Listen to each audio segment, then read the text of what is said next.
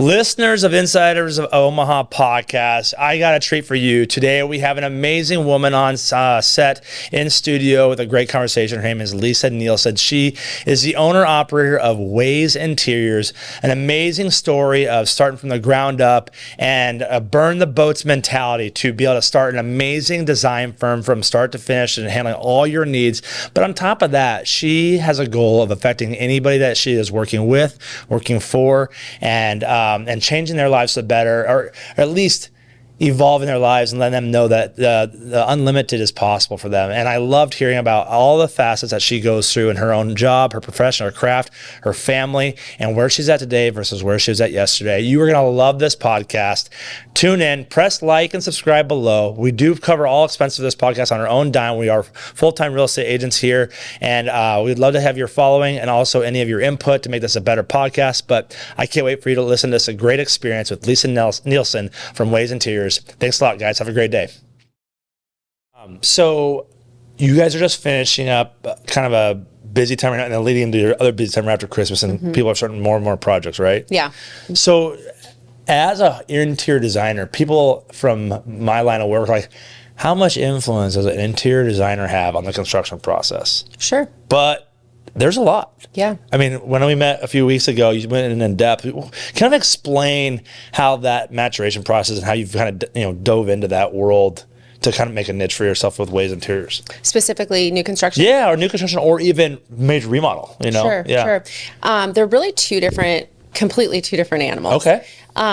So new construction is, it's really a beautiful thing because a lot of times people are building their dream home. Okay. So they have all of these ideas and inspirations and, maybe things that in their previous homes have been challenges that they're really looking forward to kind of recreating an environment for their family, identifying those needs and kind of getting to execute it through that creative process. So it's really an interesting relationship because it can be as involved or as uninvolved. Okay. It can be a lot of designing and a lot of therapy because the process can be a little overwhelming for some people. Yeah. And so there's a lot of education that comes through the process, understanding, the different steps and the different literally the different building blocks to go into, the creation of a new home.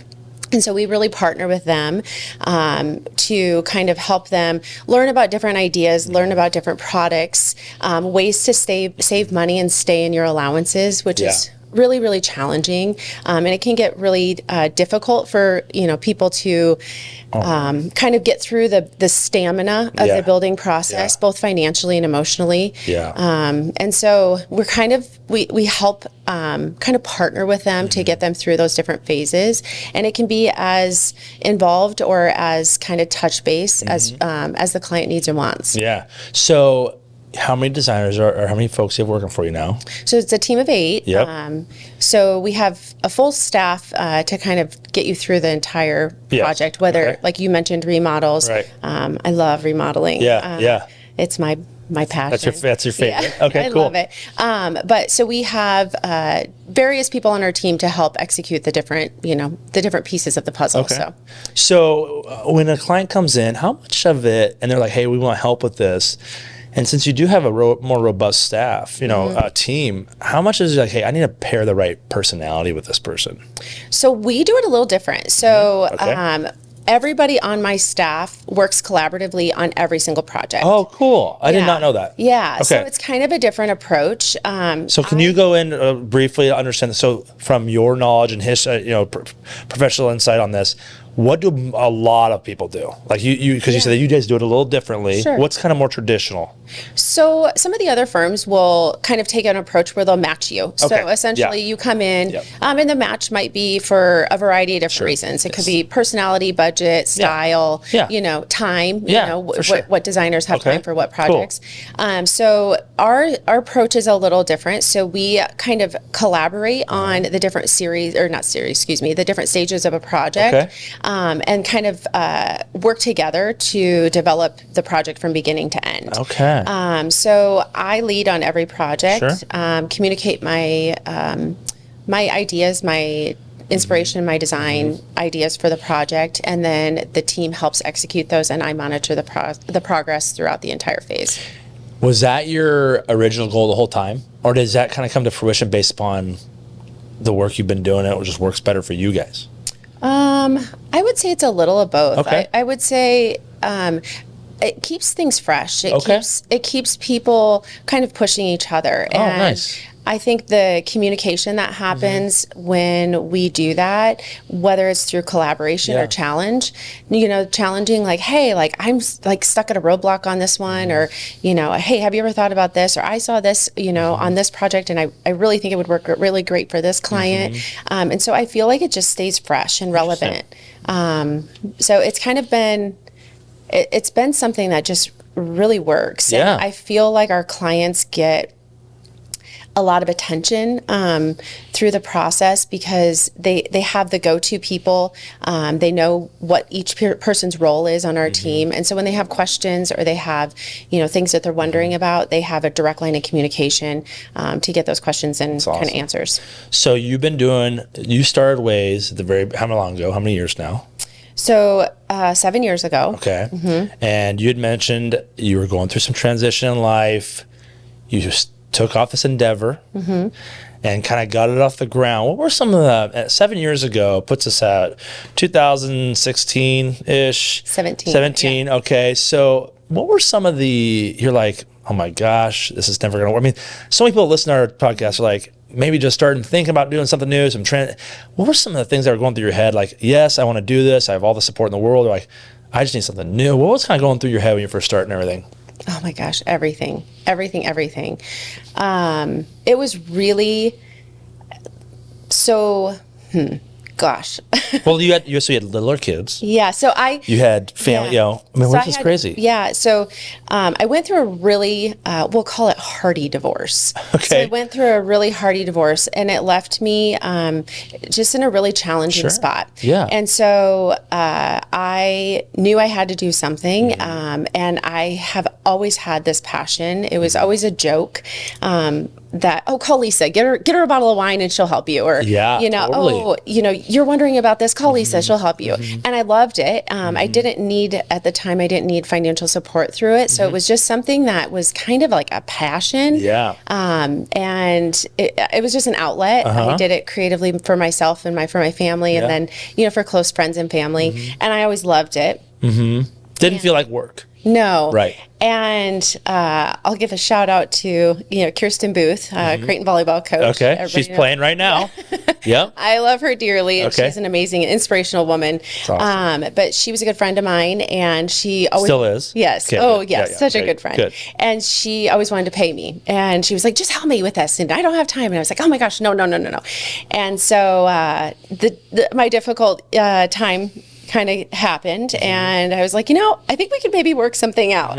Right. And so she took a chance on me and gave me an opportunity. It's awesome. And it truly is the day I never looked back. So that was September of 2017. And she shared with a friend her experience, and it just kind of ripple effect from there. Wow. And originally, the business was Wine About Your Space. Okay. I love it. And I thought I was going to be doing small little things, helping somebody get a bedspread, maybe pick the right paint color, or holiday decor, or just things like that. Really, at that point, One-off stuff. At that point in time, I would have done just about anything. Because did you feel like it was not only occupying you time, but it's also occupying your emotional space too? Just like, I like doing this. This is a transitional part of my life. Well, and I had to make money. Right. I mean, I had no choice. Okay. I literally had myself and my two children to support with no financial means. Okay. Hardest thing you ever done? Without a doubt. Right. Without a doubt. Awesome. Okay.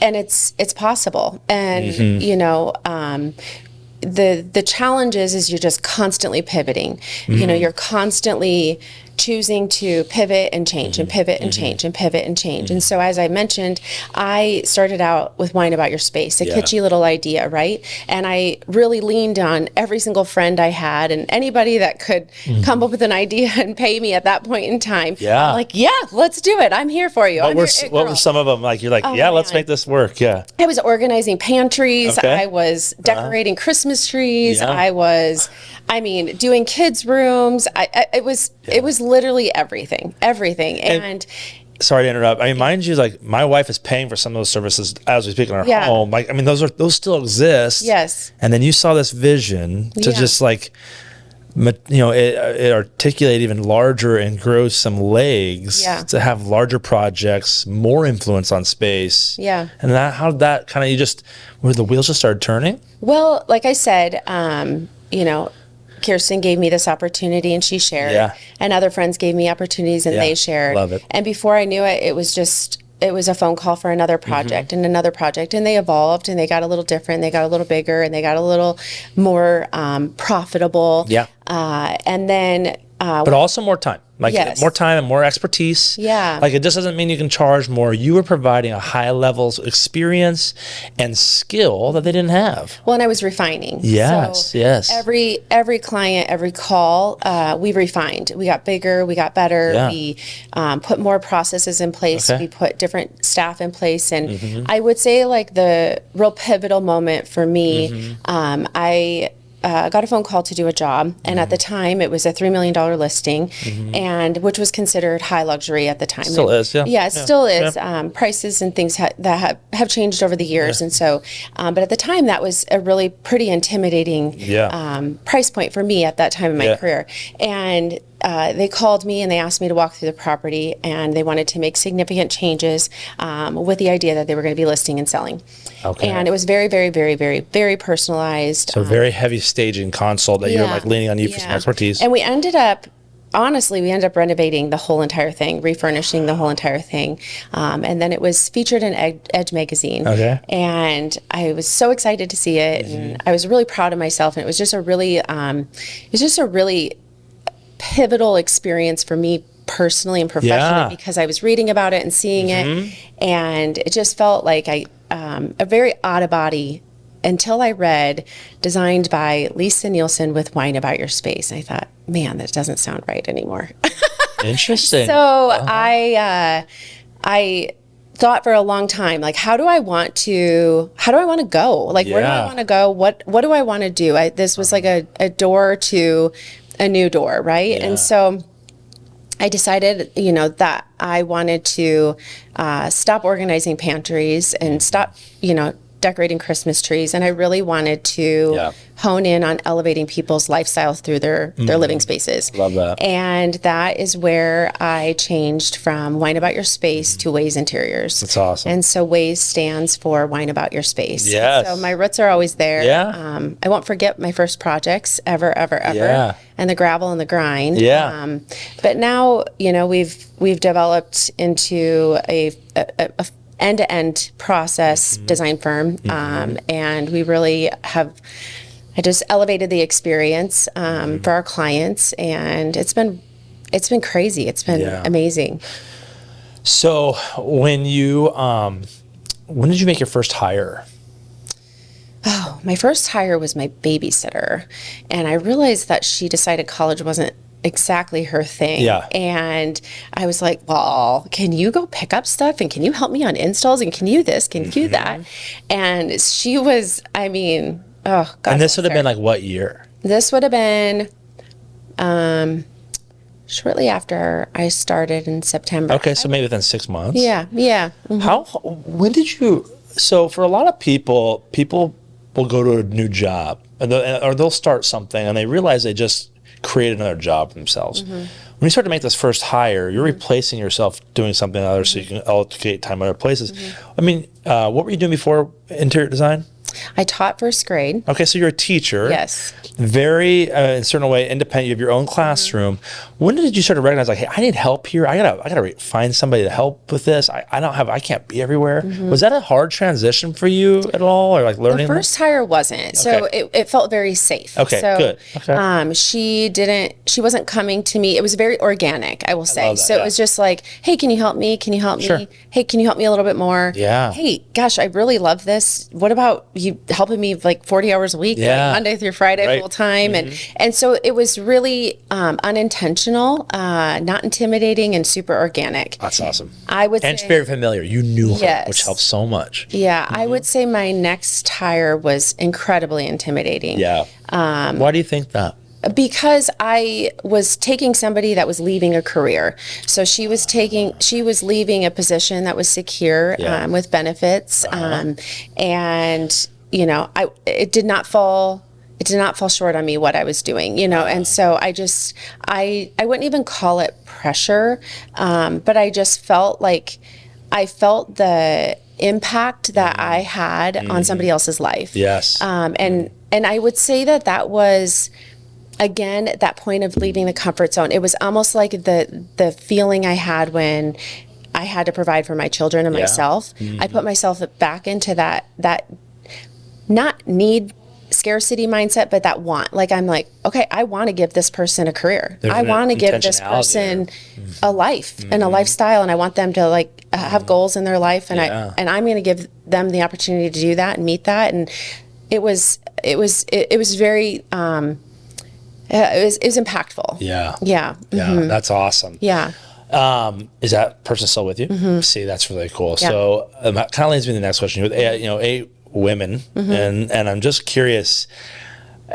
Communication, from my experience, especially having all women in the same room, how do you handle that kind of personality, the conflict, if there is any? I mean, Sure. How does that work for you guys?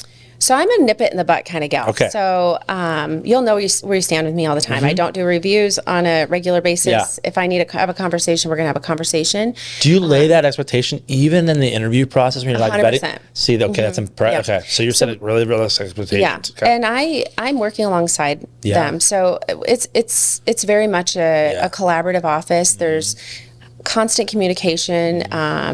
We have a ton of different personality types, Yeah. which I really try and not only respect but learn from. Yeah, absolutely. So I would say, that it's just no drama, no trauma. Like we're just none of that business. So we get in there, we have a lot of fun in what we do, but it's just open communication. It's open work, lifestyle. So it just works. I mean, it's just honestly, it's a pretty awesome environment. That's cool. And how did you have, culture, what you're describing is your kind of culture and kind of the foundational piece of your culture. Did you have that in mind too, going into, as you started to grow and evolve? Was that something that was on your mind or just happened organically? And then you're like, it's taking on my personality and that's what I want? Or what was that like? I would say a little bit of both. Okay. I mean, when you get to that phase where you're in an office setting and you have multiple staff and we have tons of clients, you have to be intentional with things, right? And so you have to keep yourself in check and intentionally provide and grow. So I would say part of it's intentional, and part of it was just learning from what I didn't have in the education profession. There wasn't a lot of flexibility. Right. There wasn't a lot of collaboration with other adults. There wasn't a lot of Thinking outside the box. yeah. And so I really wanted that. Yeah. Like, I really wanted that for my staff. I wanted them to have the ability to have a life, and have, stuff comes up, whether it's this time of year, your son or daughter has a Christmas program, or it's parent-teacher conferences, or you have a dentist appointment, or you have a really good friend that's in town and you want to be able to grab lunch before they leave. Yep. I want those things to be part of my staff's life. And work-life harmony. Yeah. And so I really wanted to provide that. And then I also just wanted to provide an environment that you want to come to every day. Right. It's happy, it's joyful, it's pleasant. It's not isolating. It's not, it's not dismal, you know? So it's fun. We have a lot of fun. Absolutely. we have a lot of fun together. We get awesome. a lot of work done. That's awesome. But it's really good. How do you guys handle deadlines? I mean, construction's all about deadlines, right? And you guys are a part of the construction process. It's definitely the lipstick in terms of, but you guys influence a lot of the pieces of it based on how it lays out. How does that work for you guys? So the builder really drives the bus. Yep. So, the builder and the way they operate and the way that they manage their building process really drives the bus. So we get to know that. After having repeat clients with certain builders, you really start to understand the ebbs and flows of how they get through that process. And there's a lot of different ways to get to the end, and no rights, no wrongs, some better than others in our opinion. But, at the end of the day, you can get to the end in a lot of different ways. So we just really try to kind of figure out what that is. And then our big thing is just to understand the experience the client's looking for. So some clients come to us and they really want to be hands-on. They want to be heavily involved. They want to be a part of all of the process part of it. And other clients are like, hey, I hired you for a reason. I'm pretty busy. You show me some really good ideas and, come to, schedule a meeting or come to this with, 1, 2, 3, 4 ideas or, selections, and we'll make some decisions and we'll move on. Nice. So just kind of understanding what the client's expectation is will help us with that. And then by understanding that, we can kind of dedicate time. So some clients like a little bit more time. Some people don't make decisions quickly.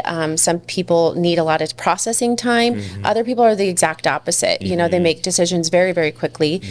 So when you understand the client and you understand kind of, one, what their experience, ideal experience is with you, why do they call you, what do they need from us, and what do they want from us? And then you pair that with kind of getting an understanding of them and how they move through, the selection processes or whatever that might be. And then pairing that with the builder's goals and timelines. That's how we kind of make sure that we're dedicating the right amount of time and we're planning adequately so that we're part of the process and not delaying the process. Right. It's awesome.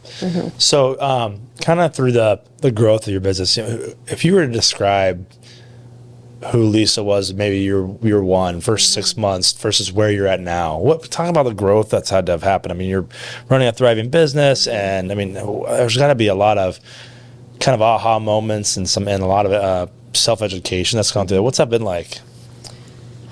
Man, I mean, it's huge. I can't even quantify it.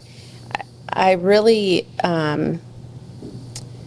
It's just huge. Yeah. It's huge. When I think about those beginning days, I mean, they were out of my house. I would wake up at 4:00 in the morning. I'd go down, I'd make coffee. I'd work until 6. I'd go and get ready for my day. And at 7:00, wake my kids up and get them ready for their day and bring them to school. And then I'd come back and I'd be at my desk. And I would do that 7 days a week. I mean, I did it. It was... For how long do you think? A while. Yeah. A little while. Yeah. It was a little while. And so, that girl... Tenacious. Yeah, I mean, I just didn't see it as an option not to do it. I don't want to sound like... Burn the boats, right? Cheesy. No, it's not cheesy. It's just... I just wanted it. Yeah. I wanted it. I wanted it so bad. And so, I wouldn't say I was intimidated by the process, but I definitely wasn't, I wouldn't even say confidence and intimidated, but I didn't have all those skills under my belt. I didn't know how to run a business. I didn't know how to do those different things. So I was just learning and growing with it. Yeah. And so I would say this Lisa is on the other side of that now. And so it's been really, it's been so much fun because I've been able to invest so much energy into the business mindset. And, you talk about culture and providing a culture, because ultimately, that's how we kind of provide for our community too, is giving these great work environments, creating amazing things for other people in our community. And it's just a stimulating effect, right? And so I would say that Lisa was young in thought and young in business and young in practices. And this Lisa is really honing and developing and craving.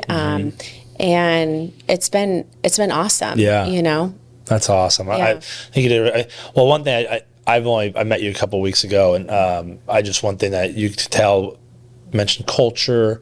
You mentioned the idea of consistent clients coming back and back. You have a very beautiful energy about you that, you know, is gravitating. So I can see why people want to work with you and really want to support your vision by the use of your team, because they're extensions of you. So I think that's awesome that you mentioned that, especially the idea of honing is such a kind of it's not used a ton, the term, but you know, you're fine tuning your craft, and you've mentioned multiple times of how much you were reviewing your own process, your own steps that you're taking with your clients each time. What did that look like as you? I mean, obviously there's some mental notes, but was there some physical, like, hey, this is no longer going to happen. We're striking this off the list. I mean, how did you kind of go about creating some of the pillars of how you work with people?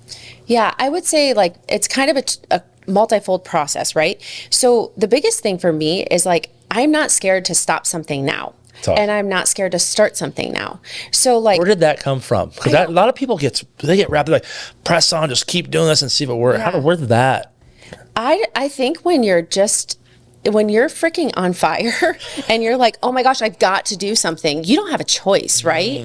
And so you're like, I have to do this, or I have to change this, or this is not working, and I cannot go into tomorrow the same way. And so I would say that is like probably one of the things that I would preach to people, I guess, in growth patterns of any type. But like, don't be afraid to like, it's not working now. Stop it. And oh gosh, we need something, start it. Yeah. Because it's a lot easier to start something and then like kind of hone, refine, tune than it is to like sit and lament and process. Because when you process it, it's actually fictitious, right? Because you've not even put it into play. So you're just like running scenarios that like might not even be the case, you know? So for us, when it's like, when we're working with a client or we're doing something, or just recently we had a delivery doc and they just weren't working. They weren't meeting our standards. They weren't meeting our expectations. It just didn't work. You said delivery doc? I'm sorry, what is it? Yeah, like a receiving doc, a delivery doc. So they receive all of our product and deliver it. And I was like, and the relationship today, we need to stop this. We've given them chances. We've communicated our expectations. It's not working. Move all of our product today. And my staff looked at me like, they're like, that's a lot of work. I'm like, it'll be worth it. Yes. Done, pivot, stop, you know? And so, you know, it's those kinds of things that when you truly just, you don't lament and you're just, you have organic growth with your growth, you just kind of get in that flow and you just do it. And then I always say there's no reason to reinvent everything and learn from others. So like reach out, you know, ask people, and don't be scared of that. You know, there's so much of this gloat in business where we feel like we have to come and give only of our best foot forward. And it's like, hey, like I have a question about this. Like, how do you handle this? You know, like how do you deal with this? Or how do you navigate this conversation? And so leaning on those relationships, you know, whether they're in your profession or not even in your profession, at the end of the day, a lot of it is just business, right? And a lot of people can have really successful business strategies that you can maybe implement to some degree into your business. And so that's part of it. And I think like just keeping yourself fresh. So reading, listening to podcasts, you know, such as, you know, what you're doing, it just, you know, kind of just keeping yourself kind of in the know of different things. And it's funny because I could read a book or listen to a book on Audibles or something at one phase in my life and pick it back up in the next one. And it's like, it sounds like a completely different book to me, or it reads like a completely different book to me, because I'm just ready to accept different knowledge at different times, or it resonates with me because I'm at that phase or that stage where I'm ready for that next leap or that next, you know, growth strategy or whatever it is. So I love that. One of my favorite quotes, I forget who says it, but the man never steps in the same river twice. and just especially as like, you have phases of life and you're adolescent, you're a young adult, then all of a sudden now you have some responsibility, and all of a sudden you have all your bills under your own roof. Then you get married, have a kid.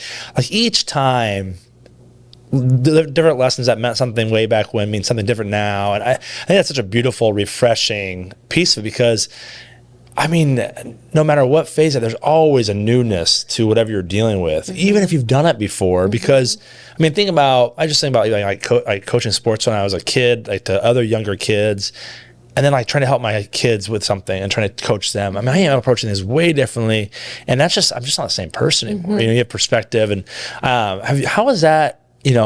You talk a lot about that growth mindset. How's that affected you, even as like maybe a parent, really at home? Like how you communicate, and are your kids, do they even realize like how much of a BA their mom is? Are they seeing that? They just she's mom to me. They see that. Is that cool, or what's that like? Yeah. Well, yeah, and honestly, like I owe my kids the gratitude of sacrifice, because there was times that I was at Sky Zone with my computer, because it gave us an opportunity to both do what we needed to do, them to be kids and have that fun environment, but me to still be checked into work and taking care of business and providing for them. So yeah, like I feel like they have seen that, and I'm really proud of it. I'm not scared of where I started. No. I'm not scared of the beginning, because it's nothing to be scared of, right? It's part of your testimony. You're like, this is it. Yeah. And so it's been really fun for them to see the stability in our life, and just having the luxuries now of being able to provide to them in a different way. So that's been awesome. But what's really cool is getting to see them become small humans. Lexi, my daughter's 13, and gosh, she's just such a cool person. She's just so cool, and she's so creative, and just an awesome little girl. And my son Jude, 11, is he's so analytical and so black and white and so freaking smart. And just to like see them and their personalities and their like passions develop, and just to teach them that the world is truly your oyster. And it is so there. There's no door that can't be open. And that isn't just grandiose thought. That's reality. There's enough sunshine for everybody. Oh my gosh, there really is. Did you always think that? Did you always, or maybe not always think it, but was that always something that was apparent to you, that it can happen for anybody? Or was that something that kind of developed out of the ashes as you kind of were transforming into the new stage of your life? I think it was the opposite. Oh. I think what happened to me, I thought would never happen to me. Okay. I thought I had the perfect life. Yeah. And it was. It was great. It was the picket fence. It was the American dream. Yeah. If that's what you dream. That's what you dream, the little boy, the little girl, the beautiful house, the stay-at-home wife, the vacations, and, the dinners together, and just all of that. I had it all. Yeah. And I literally closed my eyes, and the next morning it was gone. Wow. And so I never thought that could be me, and so that was just different. That was just past humbling. It was just different. It's like an awakening almost, right? Yeah. And it was just really, really hard and scary. Right. And so, I have a support system, so that was incredible. That's awesome. I have incredible family and wonderful friends, and I leaned heavily on those relationships. Right. And so my mom and dad, I will say though, like my dad was an entrepreneur. Yep. And my mom was just like a wicked believer. Just, I could come home and be like, I'm going to be an artist today. My mom's like, you're going to be amazing. That you're going to be the best one there is. And I could come home 2 days later and be like, I want to be a chef. And she's going to be like, I cannot wait to try what you're going to make.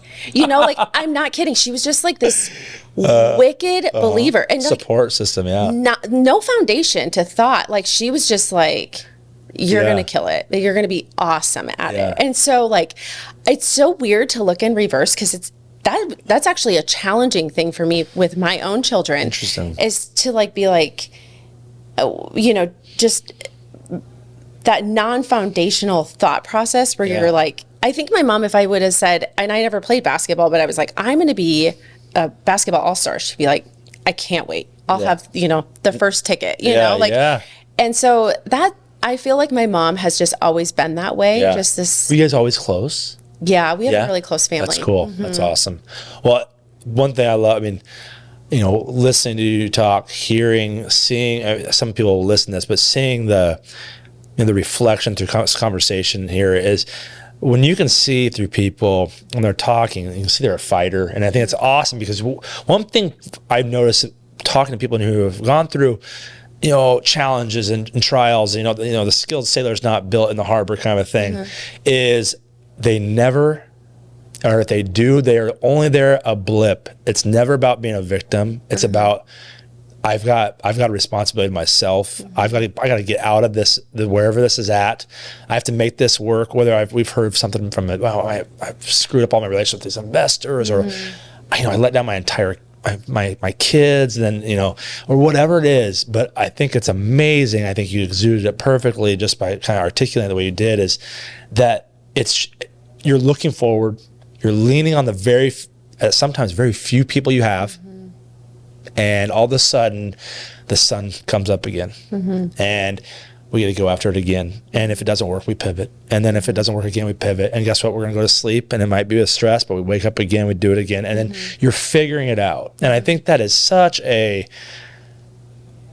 far away thing for people to kind of grasp until they do it. And it's obviously that you've gone through it, and doesn't mean the hard things are not still to come for you. But I feel like there's a foundation of like, I can do it again if I needed to, right? Like, and that's a beautiful confidence, so I thank you for sharing that portion of that. I really appreciate that. One of the things when you say the word confidence, there's a parallel word, and it's courage. Yes.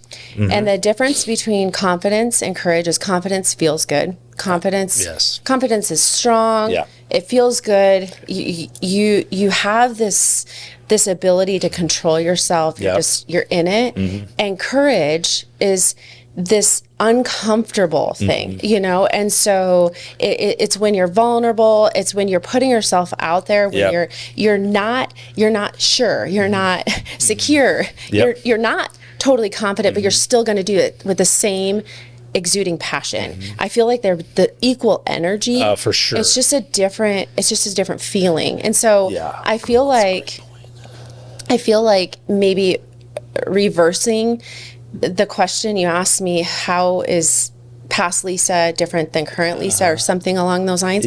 I would say that I operate with the same level of energy and passion. I just went from having only courage to having courage and confidence. That is awesome. I have not heard that before, and I think that's great. And what came, there's so many things rushing through my head, but what came to my mind was, okay, courage is stepping up, and confidence is leaning in, right? Like exactly, right? We can lean into it because get behind me. We'll figure this out.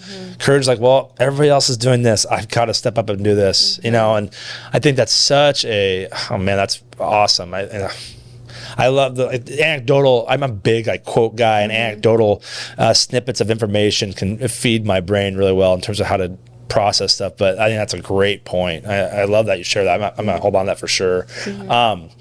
Going back to kind of some vision stuff, so 7-8 years in now to the business, getting ready for 2024, and you've built this reputation, book of business, culture, become this new, or not new, but you've established this level of confidence in what you're doing.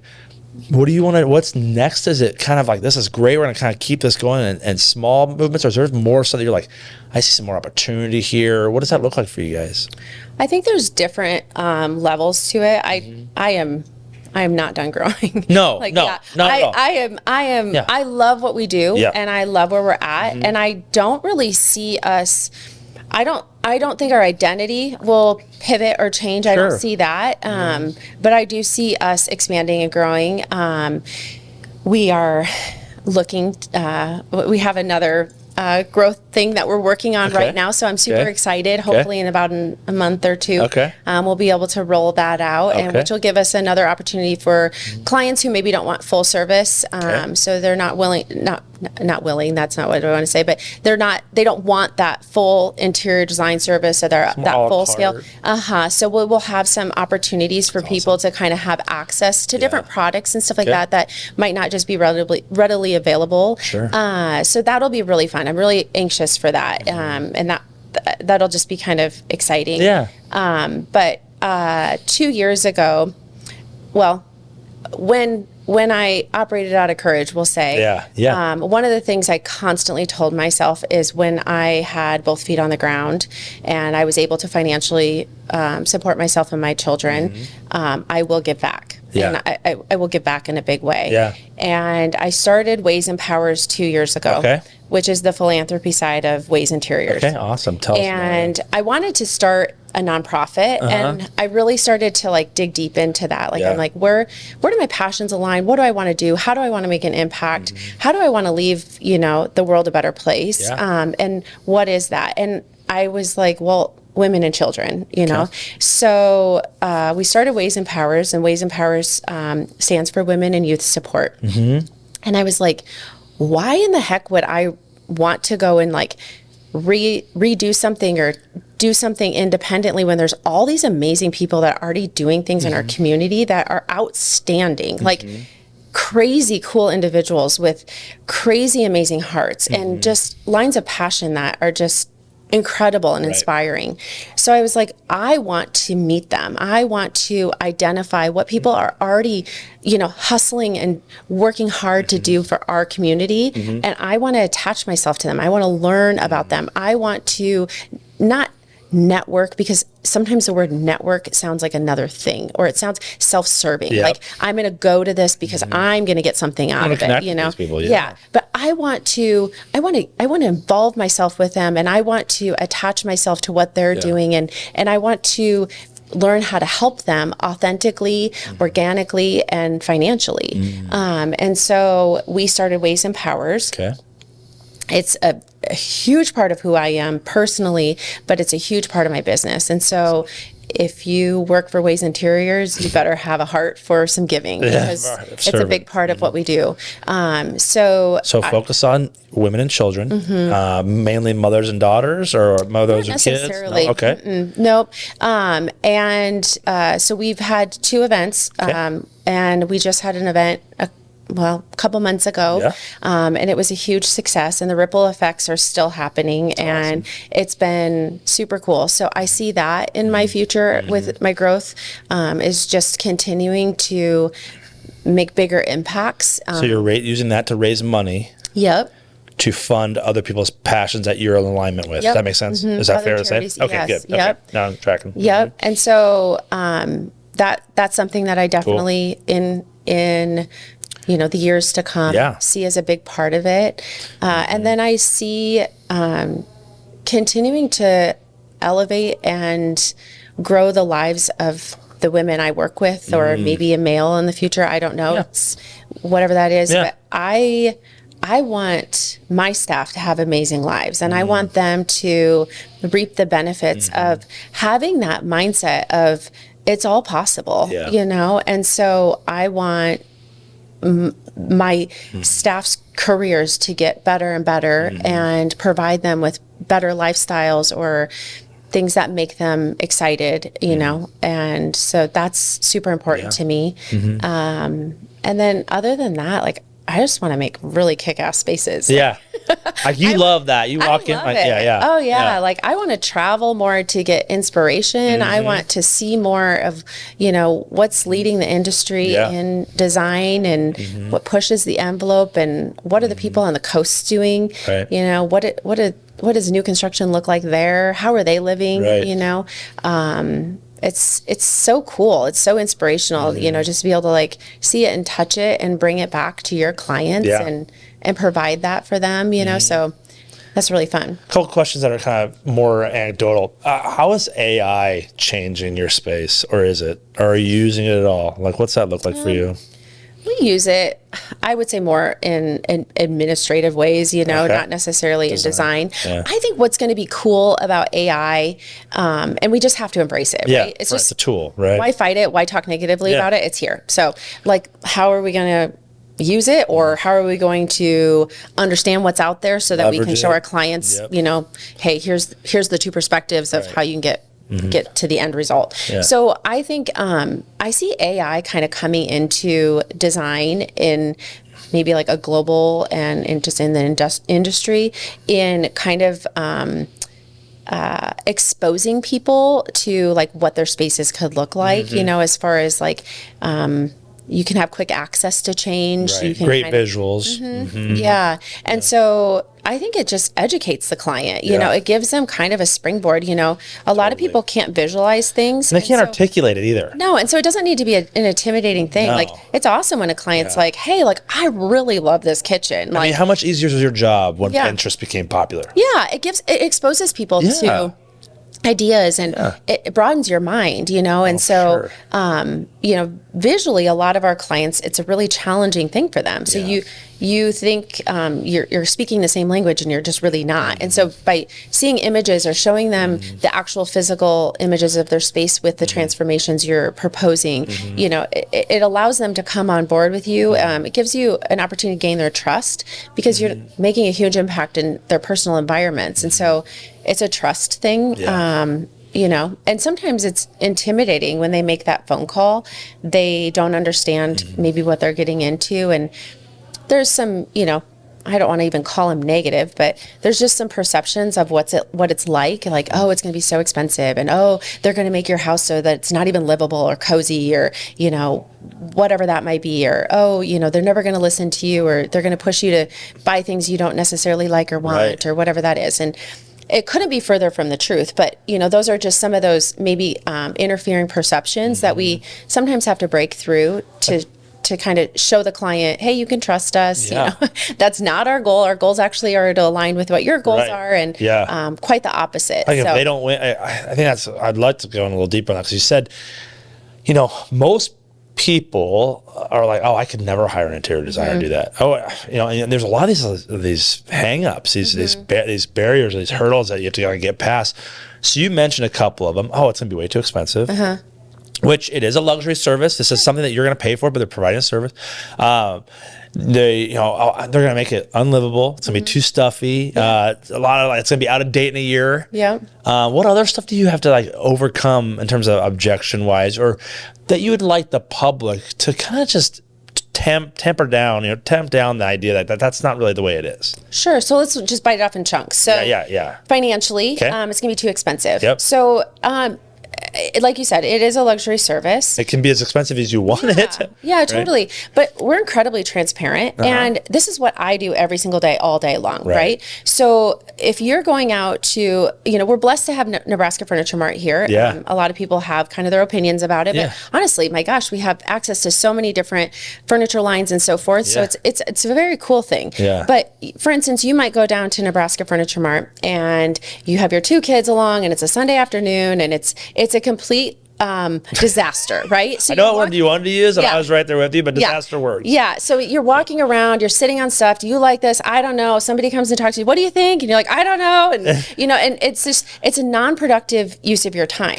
Well, the other thing about that is so the word custom gives people kind of that quick pucker, like, oh gosh, it's going to be expensive, right? So I always say custom is not synonymous with cost, it's synonymous with choice. So when you go down to Nebraska Furniture Mart, you might sit on a couch and you're like, gosh, this is comfortable, but oh my gosh, it's hideous. Look at this nail head, this rolled arm, but gosh, it's comfortable. Well, little do you know, that exact couch comes with a different arm, thousands of fabric options. You can put a different leg on it. You could, maybe you're a little taller and you want a little bit taller back or a deeper cushion or whatever. So those things are all options for you. You've just let somebody else customize that piece for you. So you're purchasing something that somebody else picked. Yeah. So, it is not synonymous with cost. It's synonymous with choice. So, we're here to educate you through that process so that you get exactly what you need and what you want. So when you're spending the dollars with us, you're still the driver. You're still in the reins. We're just helping educate you through kind of giving you information, giving you options, maybe exposing you to some different things that you just never even knew existed. And so that's where the value really comes in. And we're going to keep you from making mistakes. So such as? So buying the yellow sofa that's comfortable but looks absolutely hideous, or maybe you're going to be like, oh, we're going to paint, and we heard that tans and beiges are coming back, and so we're going to maybe pick this really beautiful beige to paint our living room or whatever it is, and you get it up and all of a sudden you have a peach living room. That happens, and those can be costly and really frustrating. So we help you kind of get exactly what you want without having maybe some of those costly mistakes. And then the other thing that you mentioned is it's not going to be cozy, or it's going to be dated, or it's going to be this. That is like the opposite. So we use so many performance fabrics. I would say most of our clients have children, Performance dogs. fabrics. Yeah. So you can take your lollipop and set it right on the couch, and it's going to be able to be cleaned up. What about a big glass of Cabernet? Are we going to be okay? I know. We always talk about the kids. I mean, just saying. It is the truth. Yes. So my wife last night turned and then spilled an entire glass of wine on her chest. And I was like, what are you doing? I know. We have a 2-year-old in the room. Can we worry about that? I know. But it's the truth. So yes. So performance fabrics are huge, and there is tons of them. That's a great point. I mean, I would not have thought that was like a real thing in terms of availability. I knew it was in some pieces. Oh yeah. But because I'm talking about like higher end furniture, I'm like, no, it's like this wool I'm screwed as soon as I get the dyes for my jeans or something wear off on her, whatever. Right? No, it's actually remarkable. We do it in the office all the time, pouring a glass of wine on it.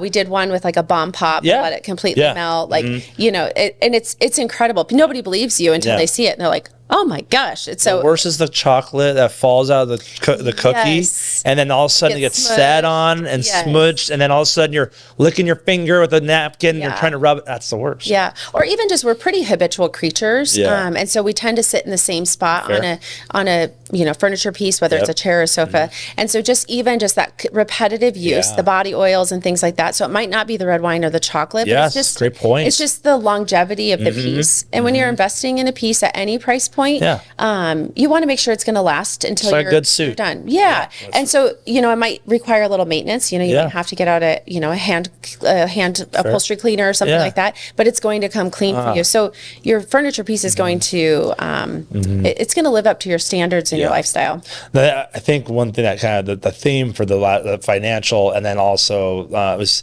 what you just mentioned, you're thinking 2-3 steps ahead where the homeowner might be thinking one. Right? The client. And I think that goes true heavily in as a real estate agent too. We're always like, well, let's talk about A, B, C, and then D, E, F as well. I'm like, oh, that's right. I mean, there's times like, we'll even talk about, hey, do you mind having a sloped driveway? Right. Like, well, that meant like, well, if it's icy and your house is facing the wrong direction, it's never going to thaw. Then do you have your parents come visit? Like, are you worried about them?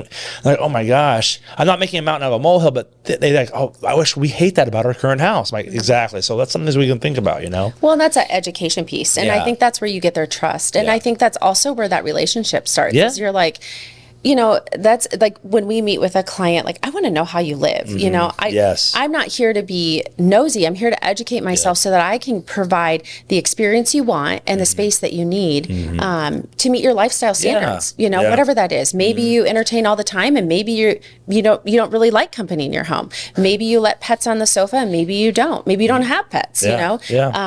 It's so like all that information is so impactful for like every little thing that we bring into the space or show a client. So, maybe you work from home all the time, and, you're constantly sitting on a computer in your living room, and so you need your feet up, or, maybe your family watches movies, maybe they don't, so just understanding all those dynamics so that we can educate you on pieces that would really hone in on your ideal lifestyle and your personal needs. So that's right. Well, before we kind of wrap up, are you going to any big trade shows that you go to every year? Is that coming up pretty soon, right? What does that look like? Yeah. So we'll go to KBIS, which is Kitchen and Bath. Okay. And where's that at? Las Vegas. So that's fun. Super okay, you're going to have a good time there. Yeah. Does everybody go, or just you and a couple others? Yeah, so it will be myself and then our project manager who kind of helps with all of those tasks in the office, and then our hard selection designer. Okay. And then we'll go to High Point Market in April, and that's in High Point, North Carolina. Okay, that's okay.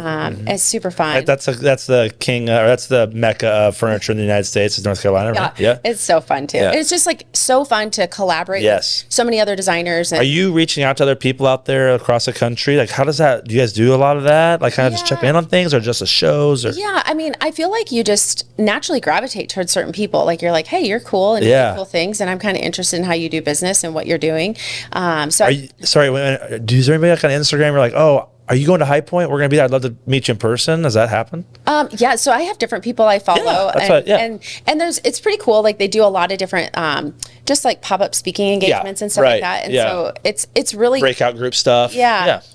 That's awesome. Yeah, it's super fun. It's a lot of walking, a lot of talking, and some drinking and having fun and all the things. So it's all the things. Yeah. It's good. That's so we'll really do that.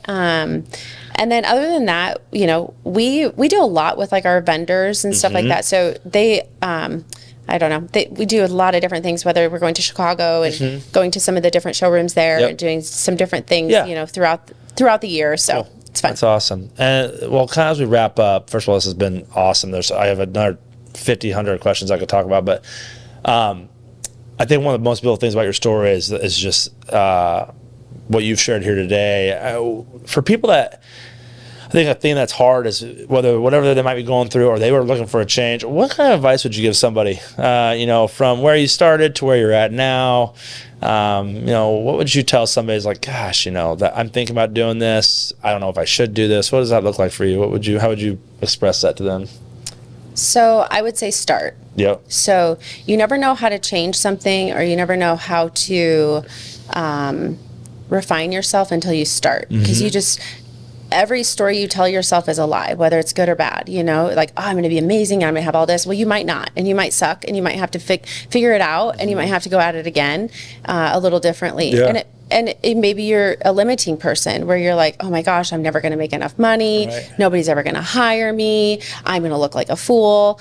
Well, what if that's the furthest from the truth? Yeah. What if you just soar your first month and you're just like, wow, I blew my socks off on that month, and you do it again, and you do it again, and you do it again. So I think you have to just start. Stop the stories in your head and just start. Stop the stories. So, I just feel like, just start. Yeah. And just go from there. And I would say, know your worth, and don't give yourself away for free. Yeah. So, I went from enjoying, a lunch or a glass of wine in my girlfriend's kitchens to saying, hey, if I can help you with anything, let me know. And I was not humiliated by that. That was my reality. That was my challenge. And I needed to get through it. And so, but I knew that I needed to make money. So I couldn't give things away. Right. And I brought value to someone. Yeah. And so just know your worth. Yeah. And have pride in that, and be okay sharing what you're good at, and sharing like, hey, I can help you if you need it. Yeah. And so don't be humiliated by that. And when a friend or somebody offers you the opportunity to provide your service, be grateful, and know that you're still worthy, and know that you're still amazing, and that's just your stepping stone to great things. So that's beautiful. Thank you for sharing that. And that's great advice for anybody out there listening. Again, this is Lisa Nielsen from Ways and Tears, and she's absolutely crushing it. So please look forward to you guys listening to this show. Thanks a lot for coming, Lisa. I really appreciate it. Thanks for the opportunity. Yeah.